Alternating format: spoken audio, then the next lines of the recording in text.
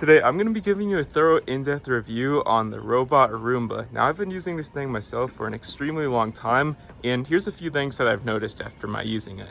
So you can see right here, it's very good if you have a very busy lifestyle, if you're constantly on the go, and it's really nice because it's obviously got this charger back here as well. So it can basically just know where to charge and it automatically cleans your carpets, vacuums your floors, keeps your house clean. And you can see right here, it actually avoids object as a special detection feature with a bunch of coding in it. And it works a lot better on like these hardwood floors, but it can also work on up to 10mm carpets, you can see right here. So if you have a super thick, fluffy carpet, then it probably will not work on that. It's not very effective at least. So best thing you can do is you can get one of these if you have a super busy lifestyle, but there are a lot cheaper options. You can see it's a little bit pricey, but they often have sales. But that's pretty much all you need to know about this thing. Is if you're super busy, you should get one, and it basically just runs itself. Once you set up, you're simply good to go. And yeah, if you found this helpful, consider leaving a like down below and subscribing to the channel if you're new.